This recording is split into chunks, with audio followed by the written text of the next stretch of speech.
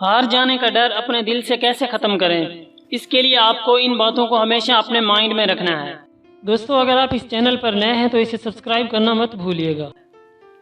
آپ ہار کو ایک بوجھ نہیں بلکہ سٹیپ ٹو سکسیس سمجھیں، کیونکہ بوجھ آپ کی سوچ کو دبا کر آپ کو کمزور بنا دیتا ہے، اور سٹیپ چاہے کتنا ہی چھوٹا کیوں نہ ہو آپ کو ہمیشہ آگے کی طرف ہی لے جاتا ہے۔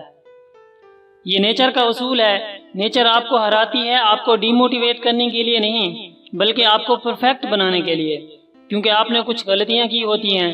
نیچر چاہتی ہے کہ آپ ان غلطیوں کو نوٹ کر کے انہیں ٹھیک کریں تاکہ اگلی بار یہ کام پرفیکٹلی کر سکیں۔ ہار اپنے آپ میں کوئی وجود نہیں رکھتی، یہ انسان کی سوچ سے ریلیٹڈ ہوتی ہے، جسے کچھ لوگ اپنی ناکامی سمجھ کر نا امید ہو جاتے ہیں، اور کچھ لوگ اسی ہار کو اپنی کامیابی کی طرف ایک سٹیپ سمجھ کر خود کو امپروو کرتے ہیں اور آگے بڑھ جاتے ہیں۔ کوئی بھی کام جیت یا ہار کی نیت سے نہ کریں بلکہ اپنی صلاحیتوں کو آزمانے کی نیت سے کریں۔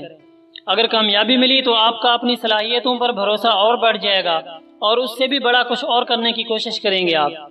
اور اگر آپ اپنی اس ٹرائی میں کامیاب نہ ہوئے تو آپ اسے اپنی ہار نہیں سمجھیں گے بلکہ آپ یہ سمجھیں گے کہ میں تو بس جیتنا سیکھ رہا تھا، اور سیکھنے میں غلطیوں کو ہار نہیں سمجھا جاتا بلکہ ان غلطیوں کو درست کر کے آگے بڑھ جایا کرتے ہیں۔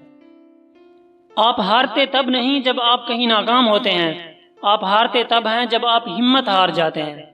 اگر آپ زندگی کے کسی موڑ پر ناکامی کا سامنا کرتے ہیں تو اس کا یہ مطلب نہیں کہ آپ ان لکی ہیں، بلکہ زندگی آپ کو تراش کر ایک ہیرا بنانا چاہتی ہے اور آپ کو مضبوط بنا کر ایک مضبوط لک آپ کی مٹھی میں دینا چاہتی ہے۔